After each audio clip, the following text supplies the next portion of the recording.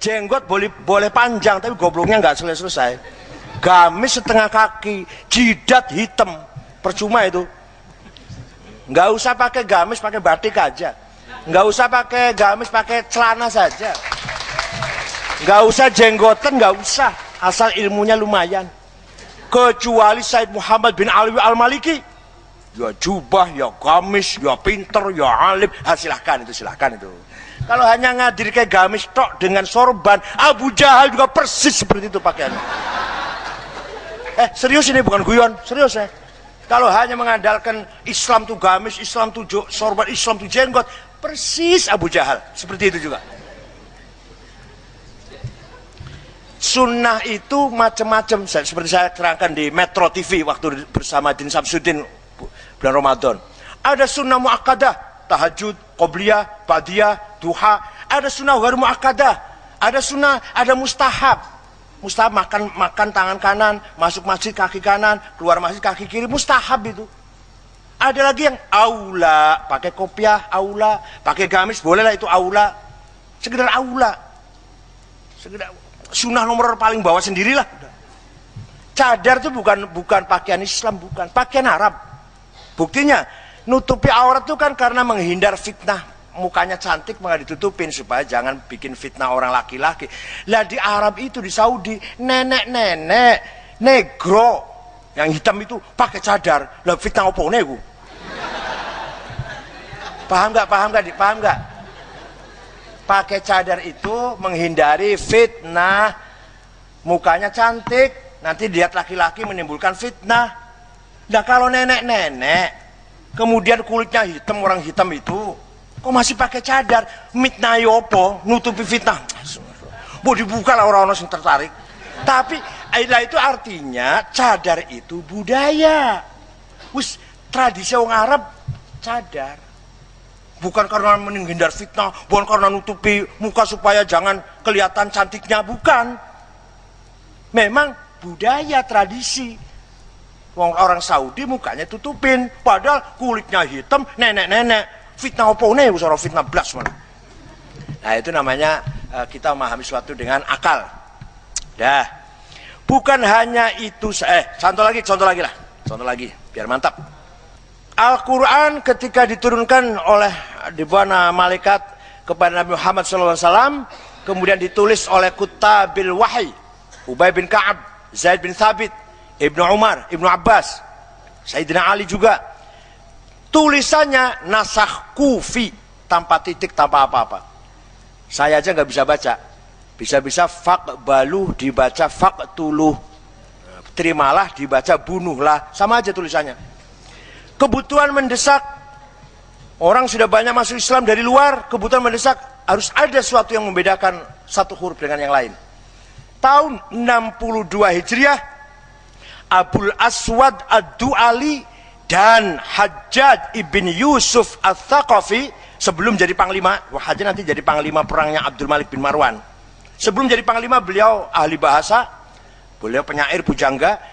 Mereka wad'un nuqat 'alal huruf, mengasih titik, memberi titik pada huruf ba, titik 1 di bawah, ta titik 2 di atas, ta titik 3. Itu tahun 62 Hijriah. Sudah ada titik. Setelah Islam berkembang kemana-mana, masih banyak orang tidak bisa baca Quran. Maka Imam Khalil bin Ahmad Al-Farahidi tahun 180 Hijriah bikin syakl, fathah, kasroh, dhammah, fathaten, dhammaten, kasroten, sukun, syiddah. Beliau panggil muridnya namanya Qais. Qais, lihat mulut saya. Kalau saya bibir saya pecah, kasaro pecah, tulis coret di bawah. Kalau lihat bibir saya buka, fatahah, buka fathah. Kalau kamu lihat bibir saya manyun, dhamma, kasih tanda wawu kecil. Ya Allah, itu Imam Khalil bin Ahmad Al-Farahidi tahun 180. Sudah ada syakal, sudah ada titik, masih banyak orang salah baca Quran. Orang Banyumas sampai sekarang innallaha wasingun ngalim. Kalau panggil saya Kiai Sanggit Ngakil. Insya Allah ta'ala kita nanti dapat syafaat Rasulullah, kita harus lewat jamaah. Ya hatta yarjinga ilallah. Maka Imam Abu Ubaid Qasim bin Salam yang wafat tahun 224 Hijriah bikin ilmu tajwid di qiraatil Quran. Tahun 200-an lah wafatnya beliau, 224. Sekitar tahun itu baru ada tajwid. Sekitar tahun 220 lah, 210 lah. Baru ada izhar, idgham, ikhfa, iqlab, qalqalah, huruf mat, huruf halak, mad lazim, mad jaiz, mutasil, munfasil. Artinya apa? Artinya dulu para ulama mengikuti, mengamalkan ayat wal ya'lamal ladzina utul ilma annahul haqqu mir rabbik. Kalau ingin benar harus berdasarkan ilmiah. Ingin benar baca Quran dengan tajwid, ingin benar melaksanakan ibadah dengan fikih, ingin benar segalanya harus dengan ilmu pengetahuan. Tidak hanya asal-asalan. Luar biasa. Laula inilah andil Islam, kontribusi Islam dalam membangun peradaban di dunia, dalam sejarah dunia. Belum ilmu yang lain. Seorang namanya Jabir bin Hayyan al-Azdi yang wafat tahun 161 Hijriah, muridnya Imam Ja'far Shadiq bin Muhammad Baqir bin Azza Abidin bin Husain bin Ali bin Abi Thalib, menemukan instrumen matematik, kemudian dinamakan ilmu aljabar. Aljabar sekarang sudah nggak dipakai, tapi kita manusia sekarang sampai pada digital dimulai dari aljabar. Muhammad Abu Bakar Ar-Razi, orang pertama kali membahas penyakit khisbah, cacar, dalam bukunya Al-Hawi. Al-Idrisi, orang pertama kali mencoba bikin peta bumi, walaupun kalau dilihat sekarang banyak salah, tapi orang pertama kali bikin kamus. Khalil bin Ahmad Al-Farahidi, Kitabul Ain, bikinnya dari Ain dulu. Entah kenapa saya juga nggak tahu. Bikin kamusnya dari Ain, Ghin, Fa, Qaf, Kaf, belum, nggak dari Alif dulu, nggak dari Hamzah dulu, nggak dari Ain. Setelah sampai ya wafat, jadi belum ada yang dari Hamzah sampai apa? Sampai Dho ya. Itu Imam Khalil bin Ahmad, heran saya, kenapa dari Ain sih? Maka namanya Qamusul Ain, Kitabul Ain. Orang pertama kali menggambar planet, Ibnu Hawqal. Orang pertama kali bikin kompas petunjuk arah yang sekarang namanya navigasi pesawat itu. Pertama kali dulu sederhana kompas, Ahmad bin Majid. Vasco da Gama, seorang pelancong Portugis, ketika dalam pelancongannya akan sesat di Laut India, tertolong oleh alat kompas bikinan orang Islam. Orang pertama kali bikin alat musik organ adalah Abu Nasr Al-Farabi. Dulu namanya bukan organ, konun, tapi cuma satu irama ya. Kalau sekarang organ kan bisa niru suaranya apa saja. Dulu cuma satu. Itu pertama kali yang bikin Abu Nasr Al-Farabi. Beliau pernah diundang makan malam oleh Saifud Daulah. Makan-makan, ada perempuan nyanyi, ada yang nyanyi. Nggak enak nyanyinya itu. Kaget si rajanya itu. Oh, Kiai bisa? Bisa, coba. Ambil gambusnya, disetel, Abu Nasr Farabi nyanyi, orang ketawa semua. Karena lagunya jenaka. Dah istirahat dulu, minum, makan apel dulu. Nyanyi lagi, orang nangis semua karena lagunya sedih. Dah istirahat. Nyanyi lagi yang terakhir, orang tidur semua. Rajanya tidur, penjaga pintu pun tidur, beliau pulang nggak ada yang tahu. Itu ada dongengnya itu. Itu Abu Nasr Al-Farabi. Saya punya bukunya The Book of Music, Al-Musiq Al-Kubra. Karangan balok-balok itu isinya balok-balok musik dari Abu Nasr Al-Farabi itu. Jadi bukan hanya filosof beliau, tapi juga musikor ya, musisi. Nah itu, dikira orang Islam bisa tahlil saja apa? Hadirin, adik-adik yang saya hormati, itulah ayat satu saja sudah bisa membangun peradaban, apalagi kalau satu Quran. Kalau sudah berilmu, apa cukup? Belum. Al-Quran 14 abad yang lalu mengatakan, kalau sudah berilmu, fayu'minu bih, harus beriman kepada Allah.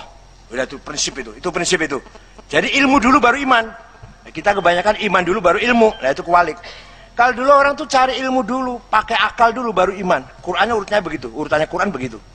Ya kalau kita sekarang gimana? Ya iman, kemudian ilmu, kemudian iman lagi lah, nggak apa-apa lah gitu lah. Iman karena keturunan orang mukmin, kemudian ngaji, pinter, lah imannya bertambah, udah gitulah. Kalau Qurannya ilmu dulu, baru beriman. Kebenaran ilmiah dulu, baru kebenaran iman. Fayu'minu bih. Nah ini, bangsa, sebuah peradaban akan kacau kalau tanpa dasar teologi, dasar keimanan. Boleh Boleh saja 1 orang, 2 orang, sampai 1000 orang benar tanpa iman. Orang ateis bisa saja jujur. Tapi untuk standar peradaban, nggak mungkin, nggak bisa. Di mana-mana dalam sejarah pasti bangsa sebuah peradaban itu beriman kepada Tuhan. Tuhannya apa saja, beriman kepada Tuhan, beragama lah. Boleh saja ada orang masyarakat kecil nggak beragama tapi baik, nggak apa-apa, itu 1-2. Tapi untuk secara keseluruhan sepanjang sejarah, masyarakat pasti percaya kepada Tuhan. Sudah berilmu beriman, terakhir fatuh bitalahu qulubuhum, harus hatinya mulia, hatinya bersih, ikhbatul qulub, artinya bangunan manusia seutuhnya terakhir diakhiri dengan bangunan moralitas, idealisme moral, bukan idealisme ilmu, bukan idealisme agama, nyun sewu niki, tapi idealisme moral. Sebab banyak orang agamanya mantap tapi moralnya belaratan. Ada lagi orang yang agamanya biasa-biasa tapi moralitasnya luar biasa. Ada kiai, bukan kiai kajen, bukan. Ada kiai korupsi tapi tukang becak jujur. Ada kiai tukang bohong, kiai Cirebon sana pun, kiai kajen bukan. Ada kiai tukang bohong tapi tukang sayur, tukang bakso jujur. Nah ini, maka idealisme moral itu ukurannya bukan agama dan bukan ilmu. Ukurannya adalah akhlakul karimah. Dan belum tentu kalau kiai pasti lebih baik daripada yang bukan kiai, kalau dokter lebih mulia akhlaknya daripada yang bukan dokter, kalau yang kalau yang ketua PBNU lebih baik daripada yang ranting, belum tentu itu. Itu kalau ukurannya ikhbatul qulub, al-qulubul mukhbitah. Nah, inilah Islam memberikan solusi, memberikan tawaran sebuah konsep peradaban kepada dunia, dan ketika itu diterima oleh dunia, maka Islam tersebar kemana-mana dengan membawa peradaban, bukan hanya membawa doktrin. Datang ke Jawa pun dibawa oleh para wali songo Islam thaqafah, Islam hadarah, Islam adab wal madaniyah, bukan hanya Islam akidah. Betapa kerasnya kalau Islam yang disebarkan adalah hanya Islam akidah yang isinya kafir, musyrik.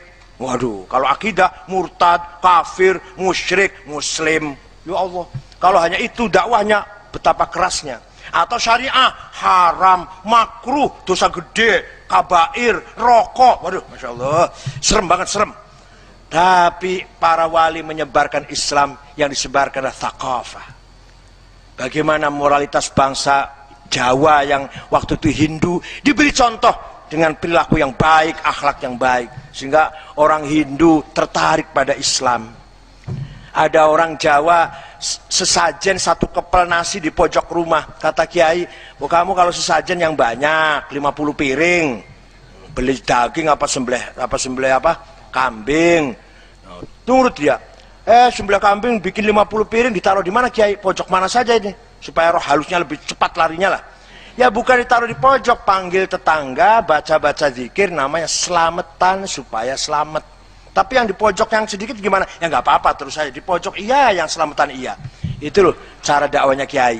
Orang Hindu paling sakit kalau melihat sapi dipotong. Maka Sunan Kudus Imam Ja'far As-Sadiq Ibn Utsman Al-Hamadani membolehkan, bukan membolehkan, sudah kalau korban pakai sapi jangan pakai kerbau, pakai kerbau jangan pakai sapi. Di Quran tidak ada kerbau itu, di hadis juga nggak ada, di Arab nggak ada kerbau. Luar biasa kiai-kiai itu. Nah, orang Hindu paling malas cuci kaki. Karena itu kiai bikin musola masjid, di depan pintu masuk pasti ada air. Orang masuk masjid gelem ora gelem kakinya